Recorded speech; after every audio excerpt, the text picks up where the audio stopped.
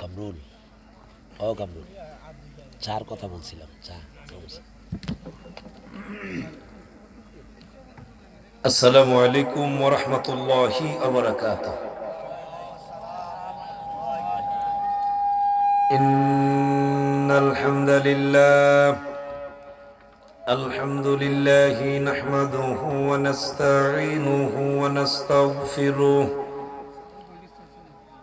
ওয়া নু'মিনু বিহি ওয়া নাতাওয়াক্কালু আলাইহি ওয়া না'উযু বিল্লাহি মিন শুরুরি আনফুসিনা ومن سيئات أعمالنا من يهده الله فلا مضل له ومن يضلله فلا هادي له وأشهد أن لا إله إلا الله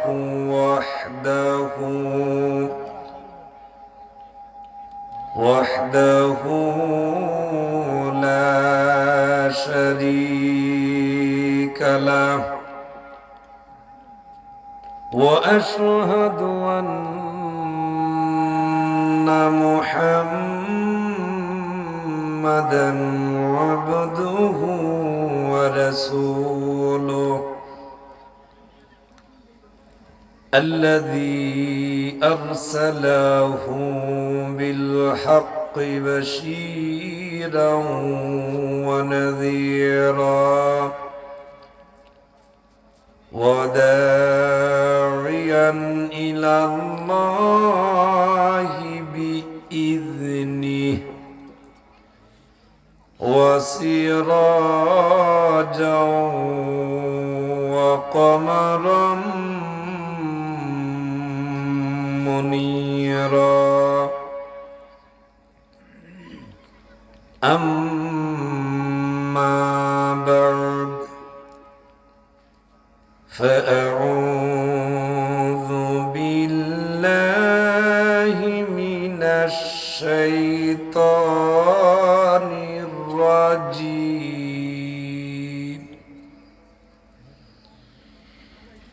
بسم الله الرحمن الرحيم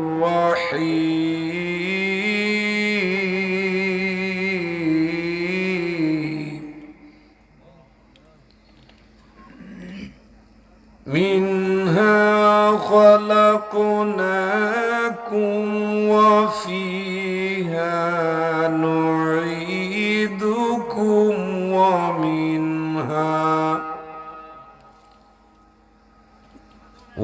ومنها نخرجكم تارة أخرى صدق الله العظيم.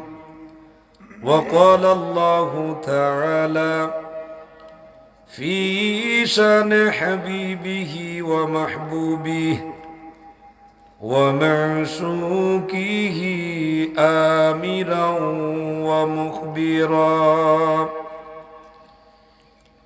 إن الله وملائكته يصلون على النبي يا أيها الذين آمنوا صلوا عليه وسلموا تسليما يا اللهم صل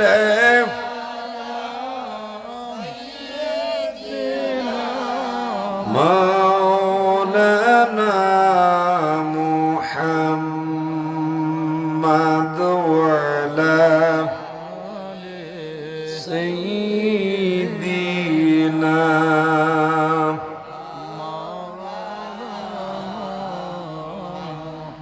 কোথায় রইলেন মায়ার উম্মত,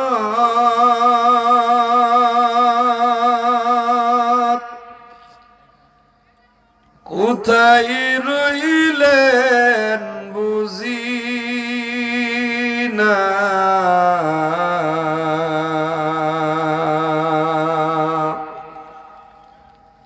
আপনার আমার মায়াই পড়ে কাঁদেন নবী মদিনায়। আল্লাহুম্মা সাল্লি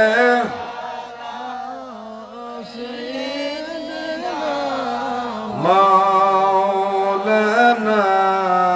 মুহাম্মাদ ওয়া আলা সাইয়্যিদিনা।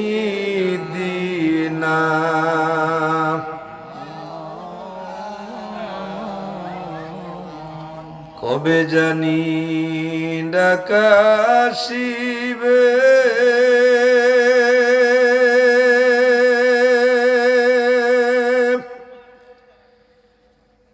এই বাড়ি ঘর সারিতে,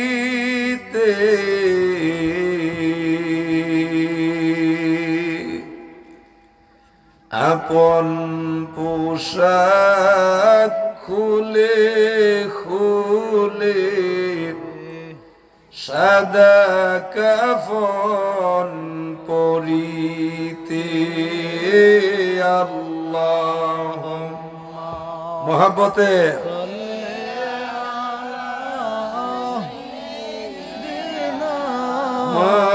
মাওলানা মুহাম্মাদ ওয়া আলা সাইয়্যিদিনা।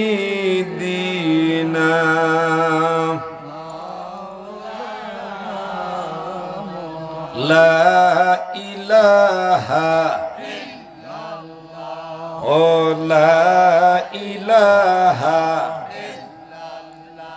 ও লা ইলাহা ও লা ইলাহা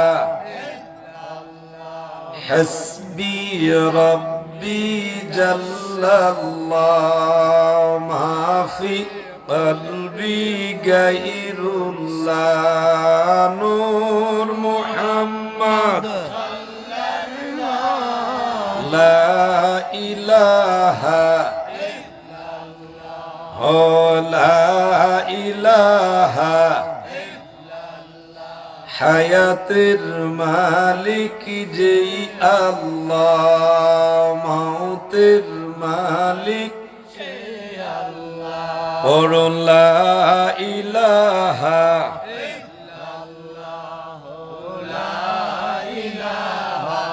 ইল্লাল্লাহ লা ইলাহা লা ইলাহা ইল্লাল্লাহ মুহাম্মাদুর রাসূলুল্লাহ সাল্লাল্লাহু আলাইহি ওয়াসাল্লাম। কুররাতু আইনি বিকা ইয়া রাসূলুল্লাহ।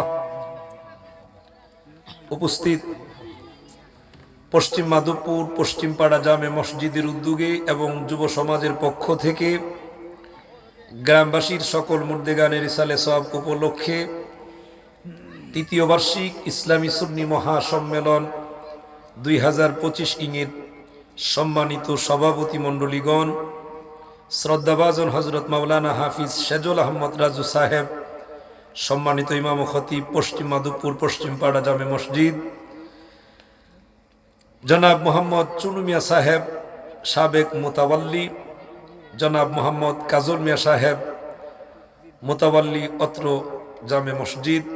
আজকের মাহফিলের যিনি প্রধান অতিথি, আমার অত্যন্ত মহব্বতের ভাই, বিশিষ্ট আলেম দ্বীন, ইসলামিক চিন্তাবিদ হজরত মাওলানা মুফতি ডক্টর আহমদ হাসান গাজীপুরি সাহেব।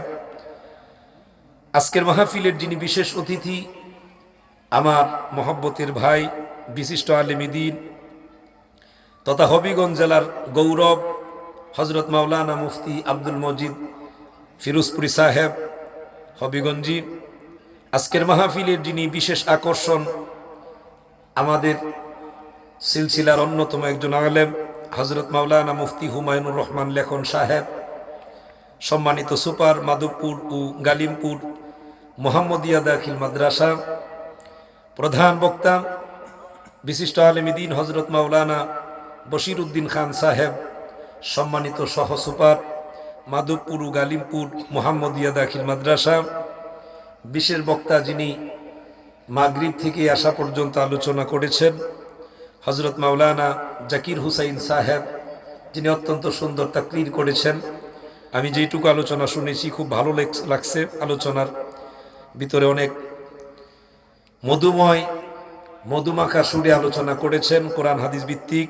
সম্মানিত ইমাম ও খতিব লতিফিয়া জামে মসজিদ সুরিকুনা, আমন্ত্রিত ওলামায়ে কেরামগণের মধ্য থেকে হজরত মাওলানা হাফিজ আবুল কাশেম হারিস সাহেব, হজরত মাওলানা কারি সাজ্জাদুর রহমান সাহেব, হাফিজ কারি ইসলাম উদ্দিন সাহেব, হাফিজ কারি ও কারি রমজান আহমদ রাকিব সাহেব সহ দিগার ওলামায়ে কেরাম, মুরব্বী বাবারা, যুবক ভাইরা, বিশেষ করে আমার আজকের সফর সঙ্গী বাটি বাংলার বড় আলেম হজরত মাওলানা মন্তাজুর রহমান সাহেব, আমার বাম পাশে যিনি উপবিষ্ট আছেন, সহ দিগার ওলামায়ে কেরাম, মুরব্বী বাবারা, যুবক ভাইয়েরা, পর্দার অন্তরালে আমার অত্যন্ত শ্রদ্ধা মা ও বোনেরা, আল্লাহ পাকের দরবারে লাখো কোটি শুকরিয়া জানাচ্ছি যেই মহান রব আপনাকে আমাকে আজকের এই মহতি নূরানি ঈমানি মাহফিলে আসার বসার, ওলামায়ে কেরামদেরকে কিছু কথা বলার, আপনাদেরকে কিছু কথা শোনার তৌফিক দান করেছেন। সেই মহান রবের প্রতি শুকরিয়া আদায় করে সকলে পড়ছি আলহামদুলিল্লাহ। তারই সাথে সাথে লক্ষ কোটি কোটি, তার চেয়ে অধিক অধিক পরিমাণে বেশি দুরুদ আর সালাম সেই মহান পবিত্র রাসূলের পবিত্র রওজা মুবারকে, সোনার মদিনায় আল্লাহর রসুলের নূরানি কদম মুবারকে, ওনার আহলে বায়াতের উপরে, ওনার সাহাবায়ে কেরামের উপরে, তারই সাথে সাথে শুকরিয়া জ্ঞাপন করতেছি সেই রব্বুল ইজ্জতের দরবারে, যিনি আপনাকে আমাকে শ্রেষ্ঠ নবীর উম্মত হিসাবে কবুল আর মঞ্জুর করেছেন। সেজন্য আরেকবার শুকরিয়া আদায় করে সকলে পড়ছি আলহামদুলিল্লাহ। আমরা আসতে পেরেছি, এতে আমরা খুশি না বেজার? খুশির আওয়াজ আসতে না জুড়ে? জোর আছে তো ইনশা? জোর আছে তো ইনশা? একটু মহাব্বতে বলেন আলহামদুলিল্লাহ, আর একটু আওয়াজে বলেন আলহামদুলিল্লাহ, আর একটু আওয়াজে বলেন আল্লাহু আকবার। সম্মানিত উপস্থিতি, আমাকে একটা বিষয় দেওয়া হয়েছে কবরের আযাব সম্পর্কে, কবর সম্পর্কে আলোচনা করার জন্য। যেহেতু বিষয় দিয়েছেন, বিষয়ের উপরই কথা বলবো ইনশাআল্লাহ। আল্লাহ যেন আমাকে আমলের নিয়তে বলার, আপনাদেরকেও আমলের নিয়তে শোনার তৌফিক দান করুন। সকলে বলছি আমিন। সময় কম, আলোচনা অনেক বেশি, সেজন্য আমি ডানে বামে যাব না, বরাবর আলোচনাতে ঢুকবো। সূরা তোহা, এই সূরার 55 নং আয়াত তেলাওয়াত করছি। এই আয়াতের প্রেক্ষাপটে ইনশাআল্লাহ আলোচনা করব। আল্লাহ বলছেন, মানুষকে আল্লাহ পাক রব্বুল আলামিন বলছেন, আমি তোমাদেরকে মাটি থেকে সৃষ্টি করেছি, এই মাটিতে আবার তোমাদেরকে রাখা হবে, আবার তোমাদেরকে ওই যে আনা হয়েছে, আবার দুনিয়ার থেকে মৃত্যু নামক এই মরণ নামক জিনিস দিয়ে আবার তোমাদেরকে আল্লাহর কাছেই যেতে হবে। একটু জোরে বলেন সুবহানাল্লাহ, আর একটু আওয়াজে বলেন আল্লাহু আকবার। আল্লাহর কাছে যাওয়া লাগবে কি লাগবে না? এই যাওয়ার মাধ্যম, এই মাধ্যমটা হলো দুনিয়াতে আল্লাহ পাঠাইছেন, এই দুনিয়া থেকে যাওয়ার মাধ্যমটা হলো মরণ। নাম কি? মরণ। মরণের মাধ্যমেই মানে আপনি যাওয়া লাগবে, মরণ ছাড়া আর যাওয়ার কোনো পথ। মরণের পরে স্বাভাবিকভাবে আমাদেরকে যেই জায়গাতে দেওয়া হয়, এই জায়গার নাম হলো কবর। এমন অনেক মানুষ আছে যে মানুষগুলোকে কবরে দেওয়া হয় না, কবরস্থ করার মতো সুযোগ সুবিধা নাই। যেমন ধরেন এই বিমান, এটা আকাশ পথে ধ্বংস হয়ে গেছে, ধ্বংস হয়ে যাওয়ার কারণে এই বিমানের ভিতরে যতগুলো মানুষ ছিল সব মানুষগুলোর অস্তিত্ব বিলীন, মানে অস্তিত্ব পায় নাই। আবার হতে পারে এমনটা, যেমন মনে করেন কোনো সমুদ্রের উপর দিয়ে যাওয়ার সময় এটা ধ্বংস হয়ে গেছে, সমুদ্রে পড়ে গেছে, মানুষগুলোর কোনো লাশ খুঁজে পাওয়া যায় নাই। তো এই মানুষগুলোর তো আর কবর নাই, আছে? এই মানুষগুলো কি কবর দেওয়া হয়েছে? স্বাভাবিকভাবে 3.5 হাত কবর যেটা, এটাকে আমরা বলি কবর। কবর এক জিনিস, কবর জগৎ হলো আরেক জিনিস। কবর এটা মায়ের পেটের ভিতর থাকতে যেমন পৃথিবী দেখা যায় না, ঠিক তদ্রুপ কবর এটা স্বাভাবিক আমরা দেখতে পারি, কিন্তু কবর জগৎ এটাই দুনিয়া থাকতে দেখার কোনো সুযোগ আছে নাই। সবার কবর জগৎ আছে, কবর এটা স্বাভাবিক 3.5 হাত, কিন্তু সবারই কবর জগৎ আছে। কবর জগৎটা কোথায়? সেই কবর জগৎটা হলো এমন, আল্লাহ পাক রব্বুল আলামিন যার যেখানে যে অবস্থায় যেখানে রাখছেন, ওই জায়গাতে আল্লাহ পাক রব্বুল আলামিন তার কবর জগৎ নির্ধারণ করে রাখছেন। একটু জোরে বলেন সুবহানাল্লাহ, আর একটু আওয়াজ দিয়ে বলেন আল্লাহু আকবার। এখন আসেন আবার দেখবেন এই বিদুর্মী যারা, ধরেন হিন্দু সম্প্রদায়, এই হিন্দু যারা, এদের মরণের পরে এদের কবর দিবে তো দূরের কথা, এদেরকে আবার দেখবেন এই পুড়ে ছালি বানায়, কথা কর না, ছালি বানায়নি মানে পুড়ে শেষ, পুড়ে শেষ, মানে এটা আর নাই কিছু, অস্তিত্ব বিলীন করে দেয়। এই অস্তিত্ব বিলীন করে দেওয়ার পরও এই লোকটারও কবর জগৎ আছে না নাই? কবর জগৎ আছে। এ বাবারা, বন্ধুরা, অন্তরের কান লাগান, একটু মহব্বতের নজর লাগান। বাবারা গো, হাদিস শরীফে উল্লেখ করা হয়, বুখারীর হাদিস শোনাচ্ছে আপনাদেরকে। ও আমার মুসলমান, পূর্ব জমানার একজন মানুষ, তার ব্যাপারে আল্লাহর রাসূল বর্ণনা দিয়ে বলেন, এই লোকটা তার সন্তানগুলোকে ডাকলেন, সন্তানগুলোকে ডেকে ডাক দিয়ে বললেন, সন্তানেরা রে, আমি যদি পৃথিবীর থেকে বিদায় হয়ে যায়, আমি মারা যাওয়ার পরে আমাকে তোমরা আগুন দিয়া পুড়ে ফেলবা, পুড়ে ফেলে সালি বানাইবা, সালি বানাইয়া এই সালিগুলোকে কিছু সমুদ্রে ছেড়ে দিবে, কিছু তোমরা বাতাসের মধ্যে ছেড়ে দিবে। আমার বাবারা, সন্তানগুলো যা বাবা বলে গেল, সন্তানগুলো সেই ওসিয়ত মোতাবেক বাবাকে আগুন দিয়ে পুড়লেন। আগুন দিয়ে পুড়ার পরে আল্লাহ পাক রব্বুল আলামিন এই লোকটাকে যখন উঠাবেন, একটু জোরে বলেন সুবহানাল্লাহ, কি করবেন? উঠাবে। আল্লাহর রাসূল বলেন, ওই লোকটাকে যখন উঠানো হবে, উঠানোর পরে তাকে জিজ্ঞেস করবে, বান্দারে কেন তুমি এমন করেছো? এই লোকটা তখন বলবে, প্রভু গো, আপনি তো সব জানেন কেন আমি এমন করেছি, গুনাহ করেছি, গুনার কারণে যদি আপনি আমারে পাকড়াও করেন, আপনি যদি আমাকে আক্রমণ করেন, আপনি যদি আমাকে ধরেন, তাহলে জবাব দিতে পারবো না। এই জন্যে আমি আমার সন্তানগুলোকে বলেছি যেন আমাকে যেন আগুন দিয়া পুড়ে সালি বানায়া, কিছু সালি যেন সমুদ্রে ছেড়ে দেয়, কিছু যেন বাতাসে ছেড়ে দেয়, আপনি যেন আমারে খুঁজে না পান। বলুন দেখি রে, আমার আল্লাহ খুঁজে পাবে কি পাবে না? না বাঁচার কোনো পথ আছে? কোনো পথ নাই। যেহেতু বাঁচার কোনো পথ নাই, আমার বাবারা, বন্ধুরা গো, এই জন্যই আল্লাহ পাক রব্বুল আলামিন এই পৃথিবীতে পাঠাইছেন। পৃথিবী থেকে আবার আমাদেরকে যাওয়া লাগবে, যাওয়ার আগে আগে কবরের সামান দরকার আছে না না? এই কবরটা বড় কঠিন একটি জায়গা।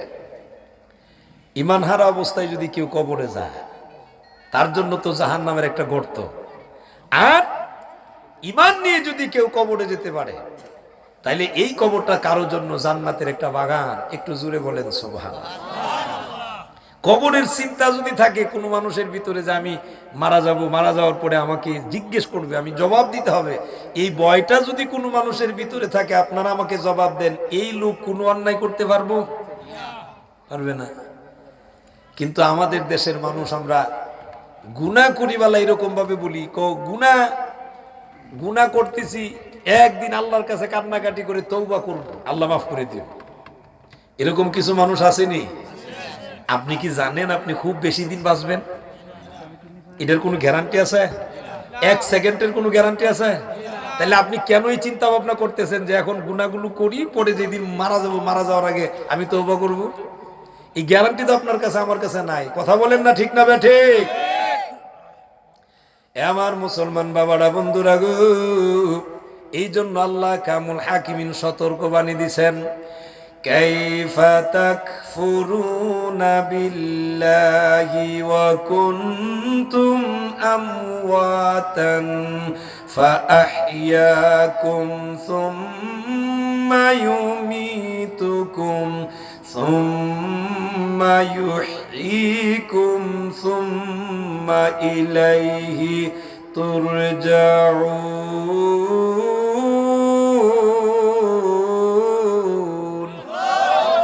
ও পৃথিবীর মানুষেরা, আল্লাহ কামুন হাকিমিন বলেন, এ জগৎবাসীরা, কেমন করে তোমরা আমি আল্লাহর সঙ্গে নাফরমানি করো, অথচ তোমাদের কোনো অস্তিত্ব ছিল না।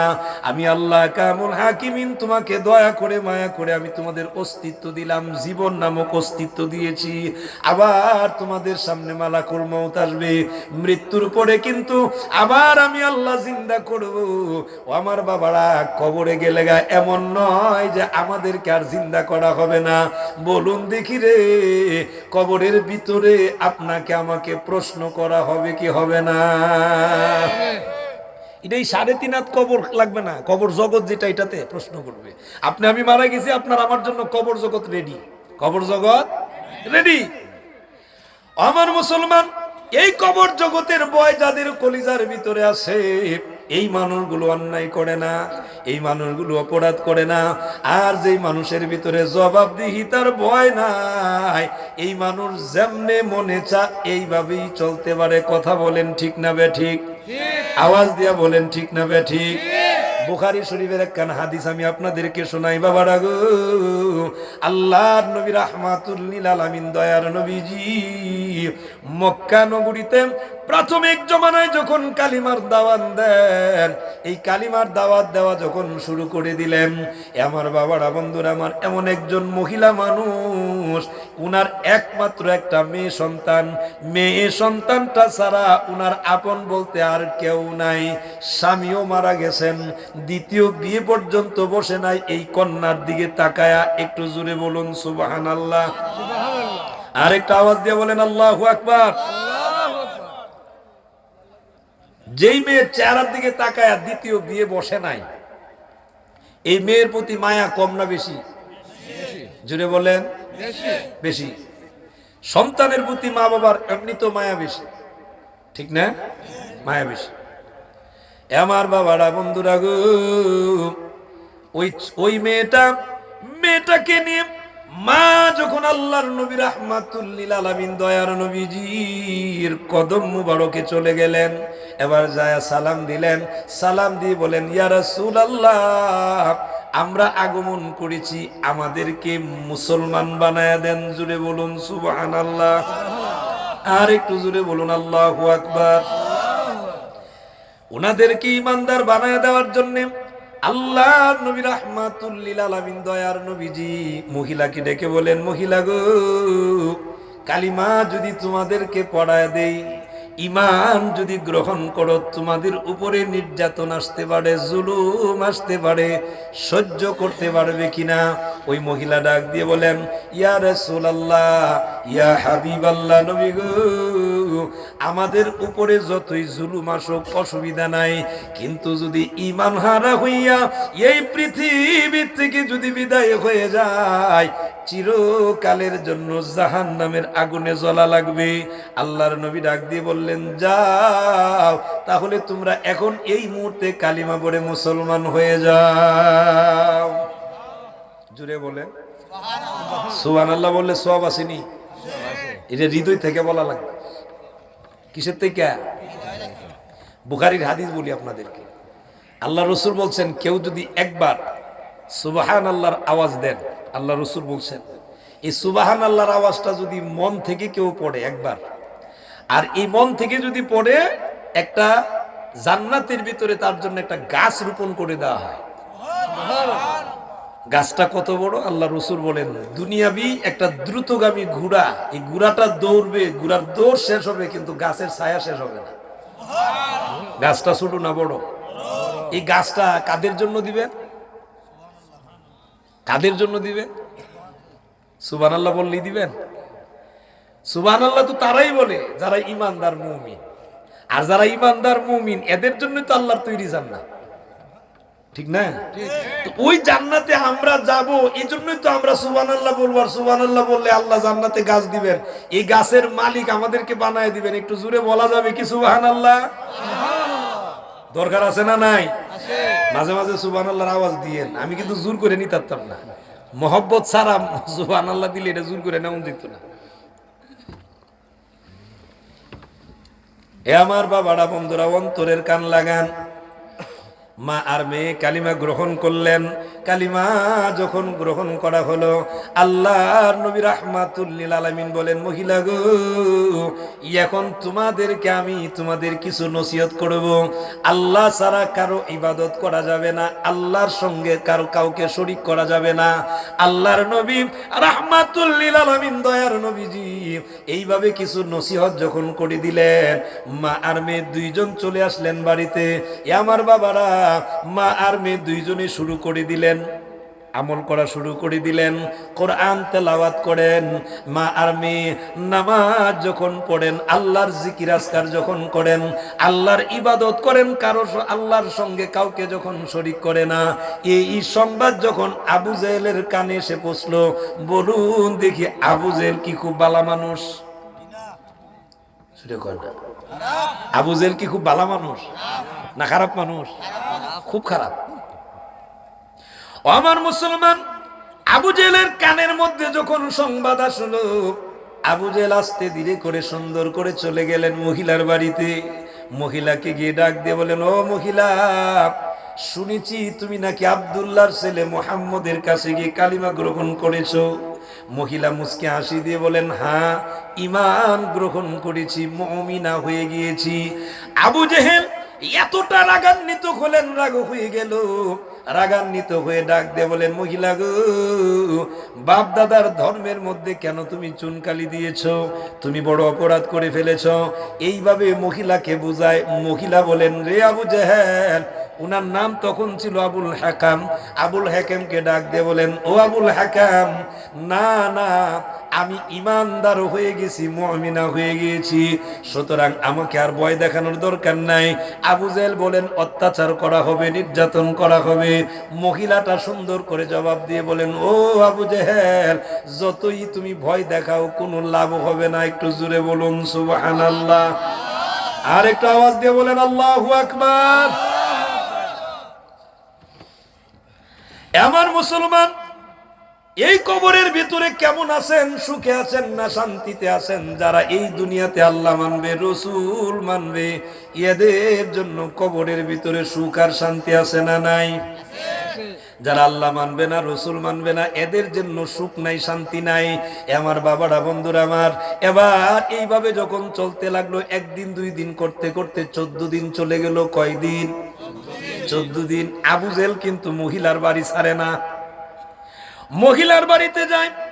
ঈমান গ্রহণ করার পরে, ইসলামে দাখিল হওয়ার পরে 15 দিনের মাথায় ওই মহিলার যে একমাত্র মেয়েটা, এই মেয়েটা পৃথিবী থেকে বিদায় হয়ে গেল।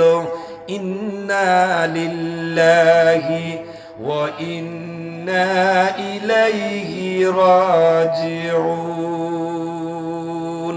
আমার বাবারা, বন্ধুরা আমার, 14 দিন পরে 15 দিনের মাথায় ওই মহিলার মেয়েটা যখন পৃথিবী থেকে বিদায় হয়ে গেল, বলুন দেখি, মহিলাটা কি শান্তি না অশান্তি? ও আমার মুসলমান, মহিলার মেয়ে মারা গেল। ঘটনার চক্রে আল্লাহর নবী রাহমাতুল লিল আলামিন, দয়ার নবীজি মক্কা থেকে দূরবর্তী জায়গায় কালিমার দাওয়াত দিতেন। আমার বাবারা, বন্ধুরা আমার, এই দিক দিয়া মহিলার মেয়েটাকে দাফন কাফনের ব্যবস্থাপনা করা হয়ে গেল। এবার আবু জেহেল আবার ওই মহিলার বাড়িতে চলে গেলেন। মহিলার বাড়িতে যায় আবার ডাক দেয়া বলেন, মহিলা গো, যদি তুমি ইসলাম গ্রহণ না করতা তাহলে এত তাড়াতাড়ি তোমার মেয়েটা মরতো না। নাউজুবিল্লাহ কইতেন না? এত তাড়াতাড়ি মরতো না। মরণের মালিক কে? আল্লাহ বলেন, কুল্লু নাফসিন যায়িকাতুল মাউত।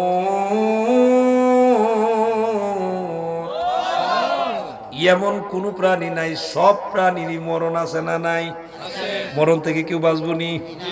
ও আমার মুসলমান, মরণ যেহেতু লাগবে, মরণের পরের যেই গাটিটা, সেই গাটিটার নামই হলো কবর। কবর জগৎ, এই কবর জগতে যাওয়া লাগবে বাবারা গো। সবার যেহেতু মরণ আছে, মুখিলার জবাব দিলেন, আমাকে ভয় দেখায় লাভ নাই, আমার মেয়ের মরণ আসছে, মরণের সময় হয়েছে, মারা গেছে, কোনো অসুবিধা নাই। মহিলাকে আবার উল্টা দিকে বুঝায়। আবু জেহেল ডাক দেয়া বলে, মহিলা গো, এত তাড়াতাড়ি তোমার মেয়ে মরতো না, আর তুমি জানো না তোমার মেয়েকে নিয়ে তুমি ইসলাম গ্রহণ করার কারণে এখন তোমার মেয়েটা কবরের ভিতরে বড় অশান্তিতে আছে। জোরে কর নাউজুবিল্লাহ। কিসে আছে? কিসে আছে? অশান্তি। এটা হইল আবু জেহেলের বক্তব্য, আবু জেহেলের বয়ান। আবু জেহেলের কাজ হইতো মানুষগুলোর ভালো রাস্তা থেকে মন্দ কাজে, মন্দ রাস্তায় নেওয়া। কথা বলেন ঠিক না বেঠি? আমগো সমাজের ভিতরে কিছু মানুষ আছে, ওয়াজ মাহফিলের দাওয়াত দিলে আসতে চায় না, মসজিদে ডাকলে যাইতো চায় না, কিন্তু গানের আসরের দাওয়াত দিউন লাগে না। দাওয়াত দিউন লাগে এই সময়, হ্যাঁ আরো উল্টা কয়া দেয়, হাদিয়া বেশি লাগলে বেশি নিস। আপনার এলাকা তো আছে, আছে আছে, সব এলাকাতে আছে। এ বাবারা, বন্ধুরা, আবু জেহেল বারবার বুঝায়, মহিলা গো, তুমি জানো না তোমার মেয়েটা কবরের ভিতরে বড় অশান্তির ভিতরে আছে। আবু জেহেলের কথা শুনে মহিলাটা বড় চিন্তিত হয়ে গেল। একবার, দুইবার, তিনবার এইভাবে উনার বাড়ি ছাড়ে না, খালি ইনজেকশন দেয়, ইনজেকশন দেয়। আমার বাবারা, বন্ধুরা আমার, এত পরিমাণ ইনজেকশন দেওয়ার কারণে নাও মুসলিম মহিলাটার হৃদয়ের ভিতরে একটা ধাক্কা লেগে গেল। মহিলাটা আস্তে করে মনে মনে চিন্তা করে, আহারে, যেই মেয়েটার জন্য জীবনের দ্বিতীয় বিয়ে পর্যন্ত বসলাম না, আমার মেয়েটাই যদি কবরের ভিতরে অশান্তিতে থাকে, এমন ইসলাম আর আমার দরকার। এটা তো স্বাভাবিক। যার জন্য, সুখের জন্য, শান্তির জন্য যদি আমি ইসলাম গ্রহণ করে থাকি, এখন যদি আমার মেয়েটা অশান্তিতে থাকে, এমন ইসলামের দরকার নাই। আমার বাবারা, বন্ধুরা আমার, ও মুসলমান বাবারা গো, আরো 15 দিন পরে, প্রায় 1 মাস ইসলাম গ্রহণ করার 1 মাস পরে, ওই মহিলাটা আল্লাহর নবী রাহমাতুল লিল আলামিনের কদম মোবারকে হাজির হইয়া আল্লাহর নবীকে ডাক দেয়া বলেন, ইয়া রাসূলুল্লাহ, ইয়া হাবিবাল্লাহ, নবী গো, আমার মেয়েটা পৃথিবীর থেকে বিদায় হয়ে গেছেন 14 দিন আগে। এখন আমার মেয়েটা কবরের ভিতরে, কিন্তু আমার মেয়েটা কবরে সুখে নাই। যেহেতু সুখে নাই, সেই জন্য আমার ইসলাম আমারে ফেরত দিয়ালাম, আর আমি মুসলমান থাকতাম না। আমার ইসলাম আমার ফেরত দেন, আমার মেয়ে বড় অশান্তিতে আছে। আল্লাহর নবী রাহমাতুল লিল আলামিন, দয়ার নবীজি মুস্কি হাসি দিয়ে বলেন, ও মহিলা, এটা তোমার বক্তব্য না, এই বক্তব্য কেউ তোমারে শিখাইয়া দিছে, ঠিক না? শিখাইয়া দিছে নি? শিখাইয়া দিছে, এটা তোমার বক্তব্য না। তোমার মেয়ে ইসলাম মানার কারণে, ইসলাম গ্রহণ করার কারণে সুখে আছে না অশান্তিতে আছে না শান্তিতে আছে, এটা আমি জানি। সুবহানাল্লাহটা জুড়ে বলেন। রসুল জানে কি জানে না? রসুলের উম্মতের খবর নবীর কাছে আছে না নাই? এই খবর যিনি দেন, বলুন তিনি কে? ও আমার মুসলমান, আল্লাহ নবী রাহমাতুল লিল আলামিন বললেন, মহিলা, আপনার মেয়ে কিন্তু সুখে আছে, শান্তিতে আছে কবরের ভিতরে। মহিলা মানতে নারাজ। মহিলা বারবার ডেকে বলেন, আল্লাহর নবী গো, আমি বুঝতে পেরেছি আমার মেয়েটা বড় অশান্তিতে আছে। এবার আল্লাহর নবী ডেকে বলেন, ও মহিলা, যেহেতু বক্তব্য তোমার নয়, চলো দেখি কোথায় তোমার মেয়েরে কবরস্থ করেছো, আমাকে সেই কবরের কাছে নিয়ে যাও, আমি তোমার মেয়েকে জিজ্ঞেস করব তোমার মেয়েটা কবরে কেমন আছেন। এত আস্তে কইতেন সুবহানাল্লাহ, আরো জোরে বলেন সুবহানাল্লাহ। আমার মুসলমান, লক্ষ্য করেন, অন্তরের কান লাগান। এ মাধবপুর এলাকার ইমানদার মুমিন মুসলমান, আপনারা একটু আওয়াজ দিয়ে বলবেন, আল্লাহর নবী রাহমাতুল লিল আলামিন, দয়ার নবী যদি কবরের মানুষকে ডাক দেয়, বলুন দেখি কবরের মানুষটা জিন্দা হবে কি হবে না? আমার বাবারা, বন্ধুরা আমার, নবীজি ডাক দিয়ে বললেন, চলো, তোমার মেয়ে কোথায়, তুমি কবরস্থ করেছো? তোমার মেয়েটাকে আমি ডাক দিব, জিজ্ঞেস করব কেমন আছেন। মহিলা ডাক দিয়ে বলেন, ইয়া রাসূলুল্লাহ, ইয়া হাবিবাল্লাহ, নবী গো, আজ থেকে 15 দিন আগে কবরস্থ করেছি। এই 15 দিনের ভিতরে আমার মেয়ের হাড় মাংস এক আছে কিনা আমি জানি না। আল্লাহর নবী ডেকে বলেন, এটা তোমার জানার দরকার নাই, তুমি আমাকে নিয়ে চলো, কোথায় তোমার মেয়ের কবরস্থ করেছ। আমার বাবারা, বন্ধুরা আমার, আল্লাহর নবী রাহমাতুল লিল আলামিন দয়ার নবী যখন বললেন, মহিলার সামনে সামনে আল্লাহর রসুল সামনে সামনে, মহিলাটা পিছনে পিছনে, মহিলা এইভাবে দিক নির্দেশনা দিয়ে বললেন, ওই জায়গায় যখন গেলেন, কবরের জায়গায় সামনে যখন গেলেন, আল্লাহর নবী বললেন, আপনি এখানেই দাঁড়ান। আল্লাহর নবী কবরের কাছে গিয়ে ওই যুবতীটাকে ডাক দিলেন, একটু আওয়াজ দিয়া বলা যাবে কি সুবহানাল্লাহ? আল্লাহর রসুল ডাক দিলে মহিলা উঠবেনি? যেই মাত্র ডাক দিছেন, বাবারা গো, ওই যুবতীটাকে ডাক দিলেন, আল্লাহর হুকুমে, যুবতী তুমি কবর থেকে উঠো। আল্লাহর নবী ডাকটা দিতে দেরি, যুবতীটা কবর থেকে বাহির হয়ে কবরের উপরে জিন্দা অবস্থায় বললেন, লাব্বাইক ইয়া রাসূলুল্লাহ। একটু মহব্বতে বলেন না সুবহানাল্লাহ। হুজুর, ইয়া রাসূলুল্লাহ, ইয়া হাবিবাল্লাহ, নবী গো, আপনি ডাক দিছেন, আমি কবর থেকে বের হয়ে গেলাম। ওগো নবী, কেন ডাক দিছেন গো? ও আমার বাবারা, বন্ধুরা আমার, আল্লাহর নবী ডাক দিলে কবর থেকে জবাব দেওয়ার দরকার আছে না নাই? বলুন, কেন ডাক দিলেন? আল্লাহর নবী রাহমাতুল লিল আলামিন বলেন, আমি জিজ্ঞেস করি, কেমন আছো তুমি? কেমন আছো তুমি? মা দেখতেছিনি? মা তো দেখা দৌড় দিতে চাইছিল, মেয়েরিকে জড়ায় ধরবে, জিন্দা অবস্থায় দেখছে। আল্লাহর রাসূল বললেন, না, ওখানেই দাঁড়ান, দৌড় দেওয়া যাবে না। মহিলা দাঁড়িয়ে আছেন, চোখ দিয়ে পানি পড়তেছেন, রাসূল ডাক দিছেন, দাঁড়ায় গেছেন, জিন্দা অবস্থায় কথা বলতেছেন। একটু জোরে বলেন সুবহানাল্লাহ। ও বাবারা, বন্ধুরা আমার, এবার উনি জিজ্ঞেস করলেন, ও যুবতী, কেমন আছো তুমি? যুবতী সুন্দর করে জবাব দিয়ে বলেন, ইয়া রাসূলুল্লাহ, ইয়া হাবিবাল্লাহ, নবী গো, 14 দিন আগে আমাকে যখন কবরস্থ করা হয়েছে, এই কবরের ভিতরে আমাকে যখন জিজ্ঞেস করার জন্য ফেরেশতারা আগমন করেছেন, আমাকে এসে জিজ্ঞেস করেন, মান রব্বুকি, তোমার রব কে? সুবহানাল্লাহটা জোরে কোন। মান রব্বুকি, তোমার রব কে? যুবতীকে প্রশ্ন করছেন। যুবতী বললেন, ইয়া রাসূলুল্লাহ, ইয়া হাবিবাল্লাহ, আমি জবাব দেওয়ার আগে আমার পাশে একজন ফেরেশতা দাঁড়ায় গেলেন। ফেরেশতা দাঁড়ায় বলেন, ও আল্লাহর ফেরেশতারা, এটা উনার জবাব দেওয়া লাগবে না, জবাবটা আমি দিতেছি তার পক্ষ থেকে। জুড়ে বলুন সুবহানাল্লাহ। আপনি জবাব দিবেন বলে, হ্যাঁ, তো দেন। ওই ফেরেশতা তখন বলেন, নূরের মতো একটা লাইট দাঁড়াইলো, এই নূরের লাইটটা হলো 14 দিনের কোরআন তেলাওয়াত। উনি যেই দুনিয়াতে 14 দিন কোরআন তেলাওয়াত করছে, এই কোরআনটা কবরে গেছেন। ও আমার বাবারা, বন্ধুরা আমার, দুনিয়াতে আপনি আমি যা করব, এগুলা কবরে যাবে কি যাবে না? ভালো করলে ভালোটাও যাবে, মন্দ করলে মন্দটাও যাবে। এবার কোরআন দাঁড়িয়ে গেলেন, কোরআন দাঁড়ায় ডাক দিয়ে বললেন, উনার প্রশ্নের জবাব আমি দিচ্ছি, উনি আমাকে এমন ভাবে আমল